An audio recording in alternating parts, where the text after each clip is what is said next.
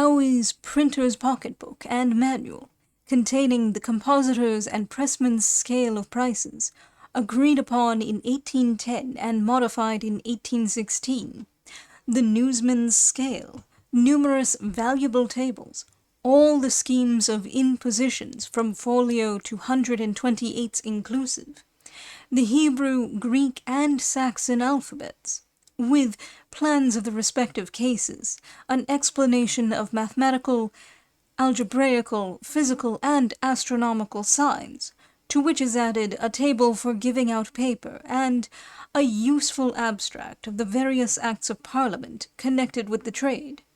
Also, a list of master printers arranged on a new plan and corrected to the present time. London. William Strange, 21, Paternoster Row. Price, 2 shillings 6 pence. Cowie's printer's pocketbook. Situation and arrangement of a printing office. It is desirable that every department of a printing office should be on one floor, but indispensable that the press room be separate from the composing room. If it is necessary to have many floors, the presses should be on the basement and the composing rooms above. The sink or wetting room ought to be close to the press room. There should be cisterns to collect the rainwater, as it is much better for wetting paper than river water, which is commonly murky, or the hard and fetid water of wells and pumps, though the last is well enough, and perhaps better for rinsing the forms.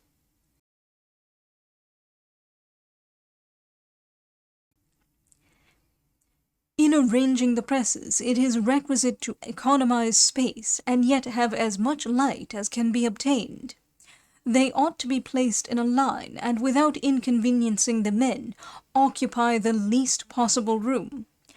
Each press should have a window sufficiently large to cast the light direct upon the whole, that is, the tympan, the form, the paper, and the ink table. The floor of the press room ought to be boarded, and not bricked or tiled, because the wear of bricks produces a subtle dust, which mixes with the ink and sticks to the paper, and soils every part of the machinery. If the press room be used as a drying room, the poling ought to be raised sufficiently high to prevent the sheets from obstructing the light, and the wind of the frisket from blowing them down. The hanging up, gathering, folding, etc. are generally carried on in upper rooms. All the frames should be numbered and placed in rows. Each ought to be in a good light, coming from the west, thus avoiding the sunbeams and securing the last of the evening light. Footnote: in France, and in some houses in London, particularly the Times newspaper office, the frames are numbered. The copy is registered in the overseer's book as composed by number 10, number 11, etc. Thus it is known at once who set any particular article or piece of copy. End footnote. The imposing stones cannot have too much light. There ought to be room enough to go freely round them, and to lift off a large form without interruption from the adjacent frames.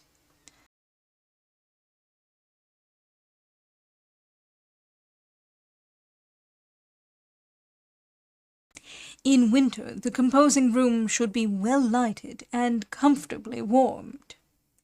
There should always be a press kept exclusively to pull proofs. It is generally placed in the composing room. As to the readers, they ought to be in a quiet place, far from noise and everything likely to distract their attention, in a room well lighted, in short, in a library, if that be possible.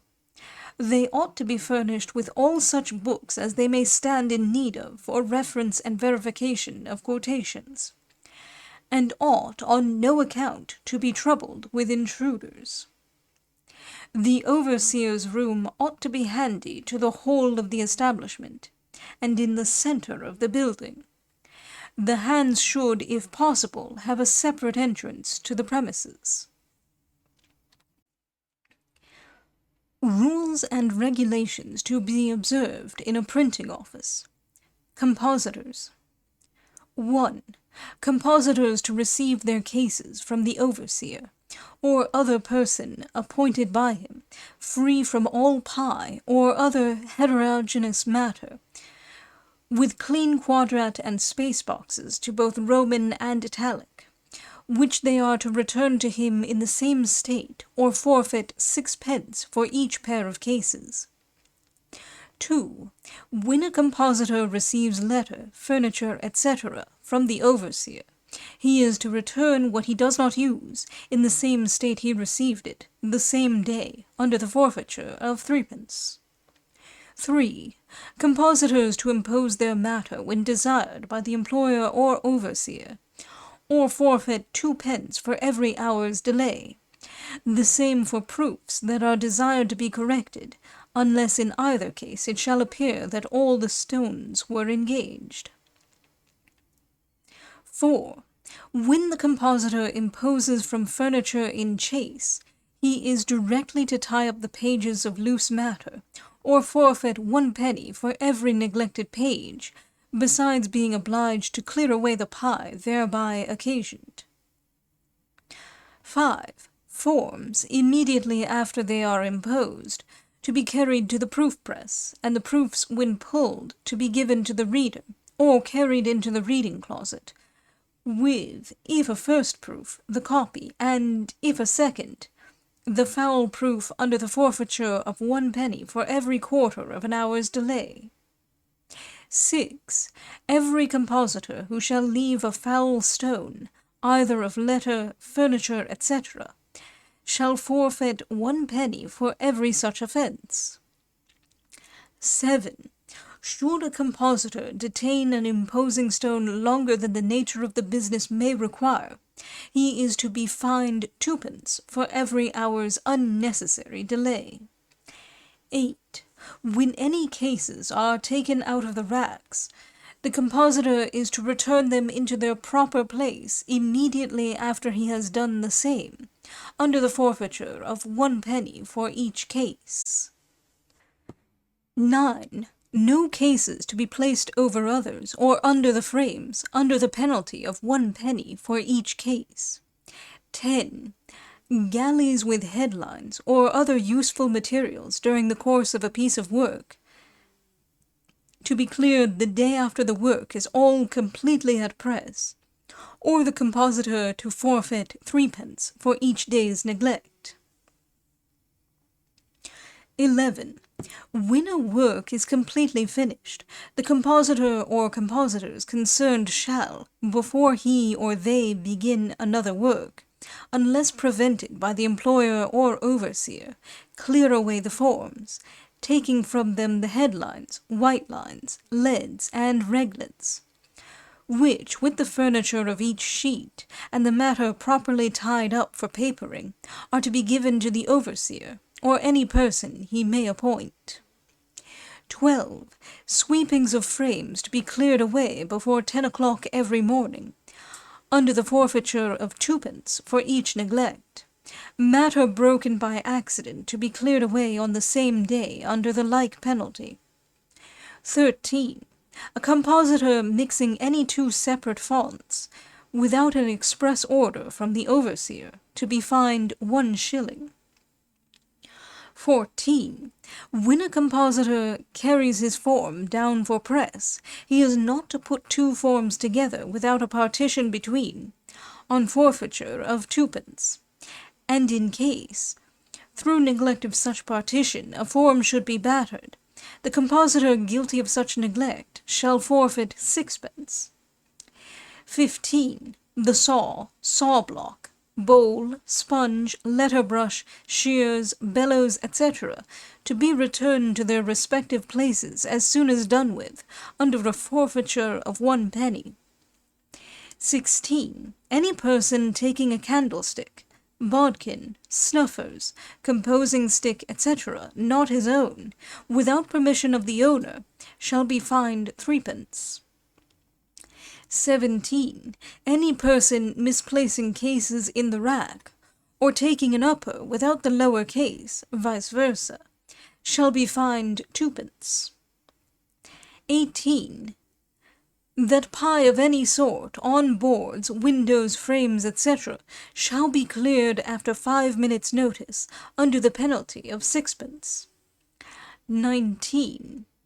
That any person detected taking sorts from the frames or cases of another without leave be fined 1 shilling. Should any person be detected in hoarding useful sorts, not wanting or likely to want them, he shall be fined 6d. 20. Any person in the house, except the master or overseer, who shall call off the errand boy while he is sweeping his rooms, to be fined 3d.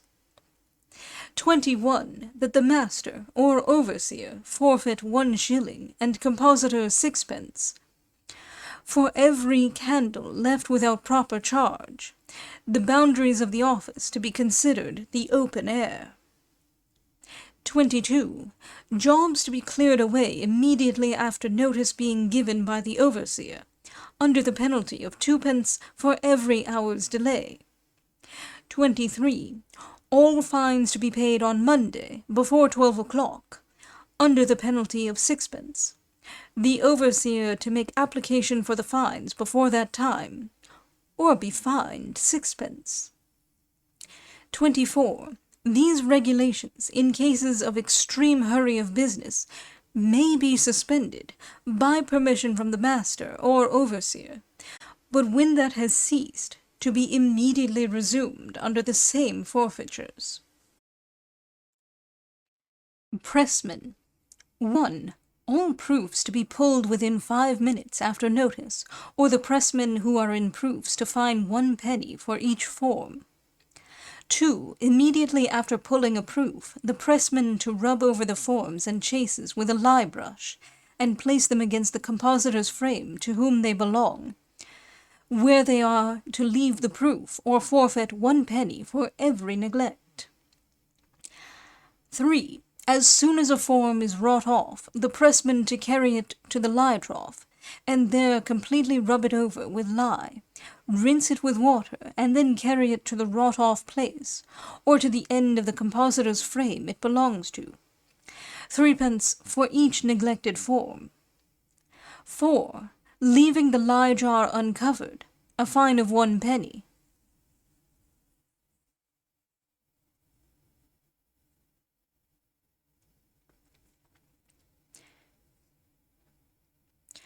Compositor's scale of prices, agreed upon at a general meeting of master printers, at Stationers' Hall, April 15, 1810.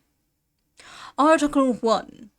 All works in the English language, common matter, with space lines, including English and Brevier, to be cast up at 5 3/4 per 1,000. If in minion, 6d. In nonpareil, 6 3/4. Without space lines, including English and Brevier, 6d per 1,000. In minion, 6 1/4. In nonpareil, 7d. In pearl, with or without space lines, 8d. Heads and directions or signature lines included. A thick space to be considered as an N in the width, and an N to be reckoned an M in the length of the page. And where the number of letters amounts to 500, 1,000 to be charged. If under 500, not to be reckoned. And if the calculation at per 1,000 shall not amount to an odd 3d, the odd pence to be suppressed in the price of the work. But where it amounts to or exceeds 3d, there shall be 6d charged. M and N quadrats, or whatever is used at the beginning or end of lines, to be reckoned as an M in the width. 2. Works printed in great primer to be cast up as English, and all works in larger type than great primer as half English and half great primer. 3. All works in foreign languages, though common type, with space lines, including English and brevier, to be cast up at 6 1/4 pence per 1,000, if in minion, 6 3/4 pence, non-pareil, 7 1/2 pence, without space lines, including English and brevier, 6 1/2 pence, minion 7 pence, non-pareil, 7 3/4 pence, and pearl, with or without space lines, 8 3/4 pence. 4. English dictionaries of every size, with space lines, including English and brevier, to be paid 6 1/4 pence, without space lines, 6 1/2 pence. In this article are not included gazetteers, geographical dictionaries, dictionaries of arts and sciences, and works of a similar description, except those attended with extra trouble beyond usual descriptive matter. Dictionaries of 2 or more languages of every size, with space lines, including English and brevier, to be paid 6 1/2 pence, without space lines, 6 3/4 pence. If smaller type than brevier, to take the proportionate advance specified in Article 1. 5. English grammars, spelling books, and works of those descriptions, in brevier or larger type, with space lines, to be paid 6 pence per 1,000. Without space lines, 6 1/4 pence. If in 2 languages or foreign language, with space lines, 6 1/4 pence. Without space lines, 6 1/2 pence. 6. Small-sized folios, quartos, octavos, and works done in great primer or larger type, English language, which do not come to 7 shillings when cast up at the usual rate, to be paid as follows. English and larger type, not less than 7 shillings. Pica, 8 shillings 6 pence. English 12 mo, to be paid not less than 10 shillings 6 pence, and pica not less than 11 shillings 6 pence per sheet. 7. Reviews, magazines, and works of a similar description, consisting of various sized letter, if cast up to the different bodies, to be paid 2 shillings 6 pence per sheet extra. 8. Pamphlets of 5 sheets and under, and parts of works done in different houses, amounting to not more than 5 sheets, to be paid 1 shilling per sheet extra. But, as it frequently occurs that works exceeding a pamphlet are often nearly made up without a return of letter, all such works shall be considered as pamphlets, and paid for as such.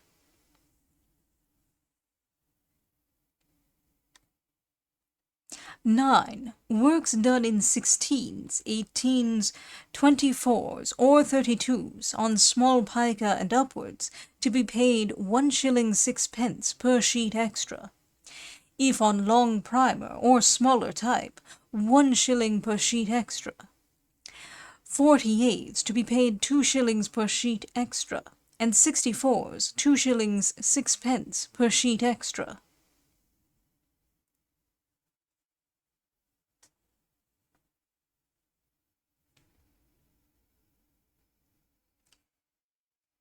10. Works requiring an alteration or alterations of margin to be paid, for each alteration, 1 shilling per sheet to the pressman, if altered by them, and 6 pence to the compositor, as a compensation for making up the furniture. If altered by the compositor, then he is to be paid 1 shilling for the alteration, and the pressman 6 pence for the delay. This article to be determined on solely at the option of the employer. 10. Works requiring an alteration or alterations of margin to be paid for each alteration, 1 shilling per sheet to the pressman, if altered by them, and 6 pence to the compositor, as a compensation for making up the furniture. If altered by the compositor, then he is to be paid 1 shilling for the alteration, and the pressman 6 pence for the delay. This article to be determined on solely at the option of the employer. 11. Bottom notes consisting of 20 lines, or 2 notes, though not amounting to 20 lines, and not exceeding 4 pages in every 10 sheets, in quarto or octavo. 1 page, or 2 notes, though not amounting to 1 page, and not exceeding 6 pages in 12. 2 pages, or 2 notes, though not amounting to 2 pages, and not exceeding 18 in 18s or above, to be paid 1 shilling per sheet. But under the above proportion, no charge to be made.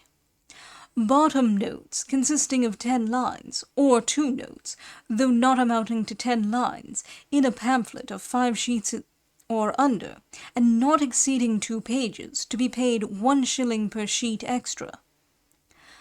Quotations, mottos, contents to chapters, etc., in smaller type than the body, to be considered as notes.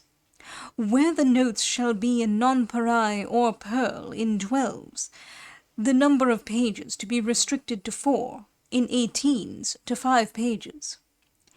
This article is intended only to fix what constitutes the charge of 1 shilling per sheet for bottom notes. All works requiring a higher charge than 1 shilling for bottom notes are to be paid for according to their value.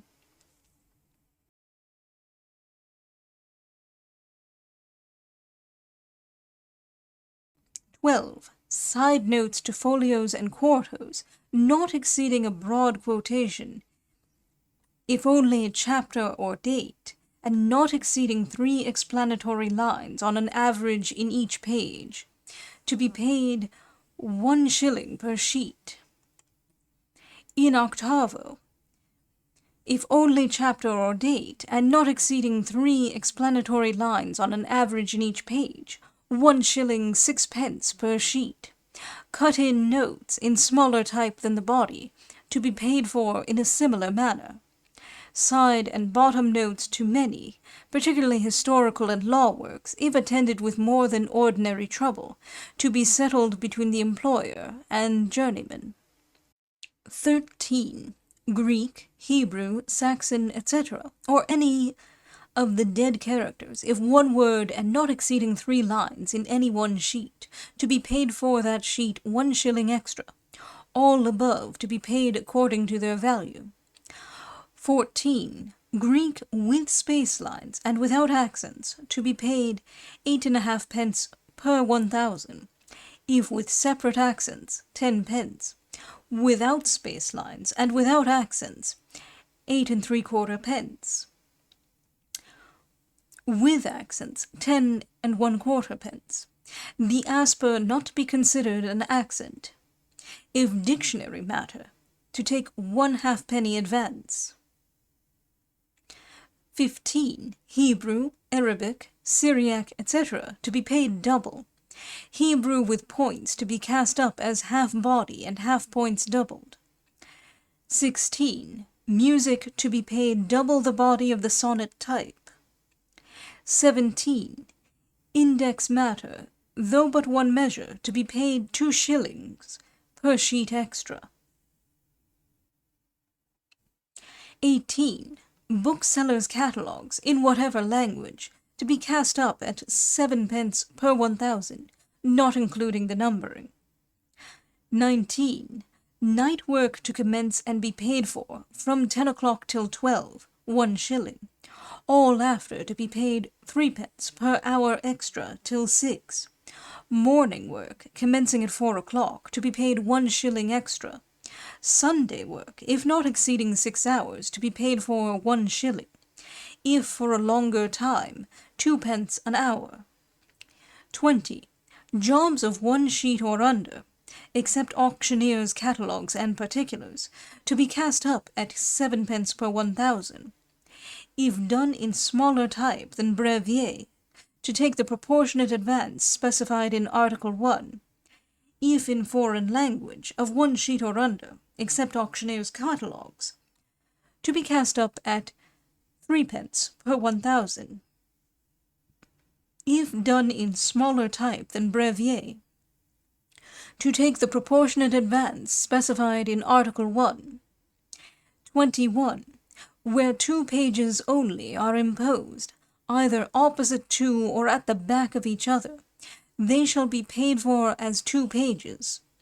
But if with an indorse or any other kind of matter constituting a third, then to be paid as a sheet if in folio, a half sheet if in quarto, and so on.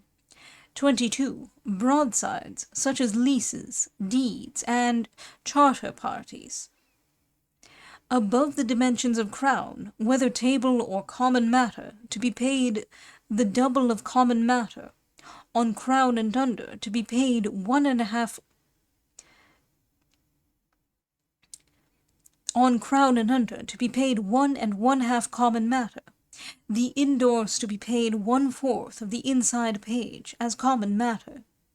23. All corrections to be paid 6d per hour. 24. The imprint to be considered as 2 lines in the square of the page. 25. Different volumes of the same work to be paid for distinctly, according to their value.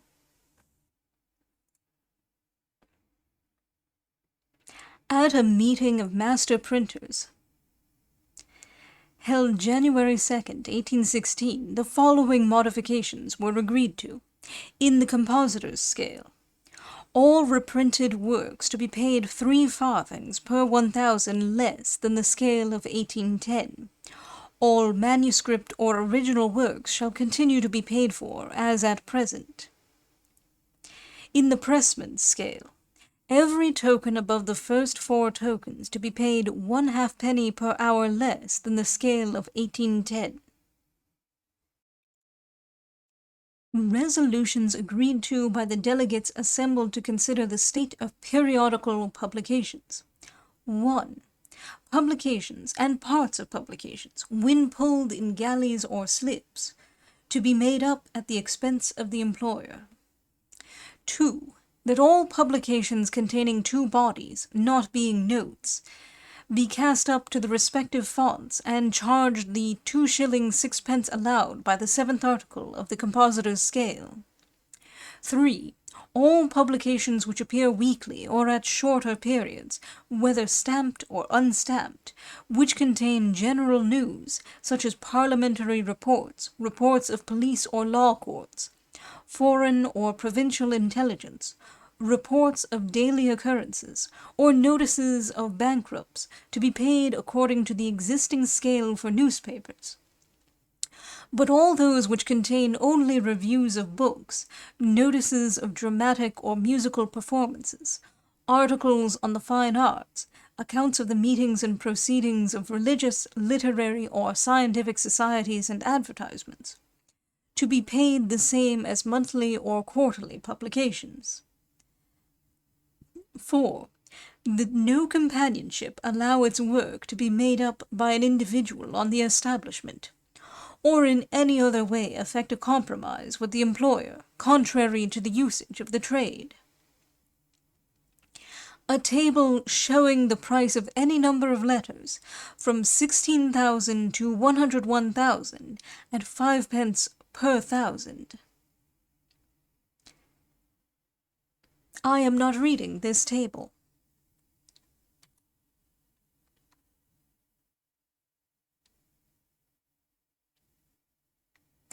Abstract of the compositor's scale.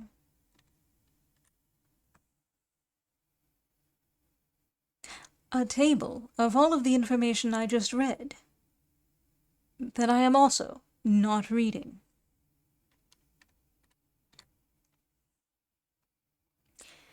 A table showing the price of any number of letters, from 1,000 upwards, at the prices specified in the scale for the different works, stated in the head of each column, from English to brevier, inclusive. To find the price of a work by the above table, suppose a sheet of leaded common matter containing 75,000 letters. Take from the first column 70 and 5. and the sums on a line with them in the second column. Add them together, and you will have the price of that sheet by letters. If solid, seek the sums in the third column. If foreign, etc., in the fourth, and so on. Another table I am not reading. A table showing the price of any number of letters from 16,000 to 100,000 at 5 1/4 pence, 5 1/2 pence, 5 3/4 pence, 6 pence, 6 1/4 pence, 7 pence, 7 1/2 pence, and 8 pence per thousand. Another table I am not reading.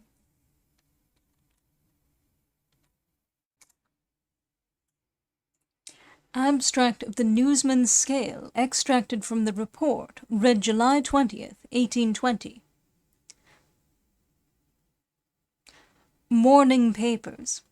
£2 8 shillings 0 pence per week. 3 shillings 10 pence per galley. 11 1/2 pence per hour. Evening papers. £2 3 shillings 6 pence per week. 3 shillings 7 pence per galley, 10 1/2 pence per hour. Assistants on other journals are paid the same as evening papers. The Sunday papers, having their galleys of various lengths, are paid at the rate of 8 1/2 pence per thousand, or 10 pence per hour. Long primer and minion galleys, cast as nigh 5,000 letters as possible, are present varying from that number to 5,200. At present, varying from that number to 5,200, partly arising from a variation in the founder's standards, are per thousand on long primer and minion, morning 9 pence, evening 8 1/2 pence, nonpareil, morning 10 pence, evening 9 1/2 pence, pearl, morning 11 pence, evening 10 1/2 pence, or a reduction in proportion to value on the galley quantity. The galley on morning papers consists of 120 lines long primer and 40 after lines, minion 88 and 30 after lines. On papers 22 m's long primer wide, other widths in proportion, and a finish of 5 hours. Another mode is 1 galley and a finish of 6 hours. 12 hours on and 12 off, including refreshment time, was the original agreement. The time of beginning to be the same uniformly as agreed upon by the printer and companionship, i.e. either a 2, 3, or 4 o'clock paper, and at whatever hour the journal goes to press one morning, regulates the hour of commencing work for the next day's publication, provided it should be over the hour originally agreed upon. If under, the time is in the compositor's favor. The hour of commencing work on Sunday is regulated by the time of finishing on Saturday morning. 10 hours composition is the specified time for evening papers.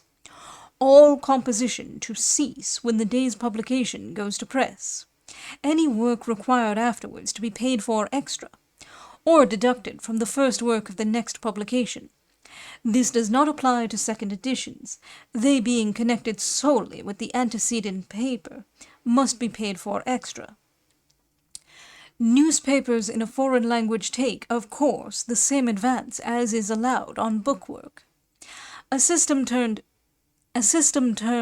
finishing having been formally introduced, it is necessary to state that no mode of working can be considered fair, except as before stated, otherwise than by the galley or hour.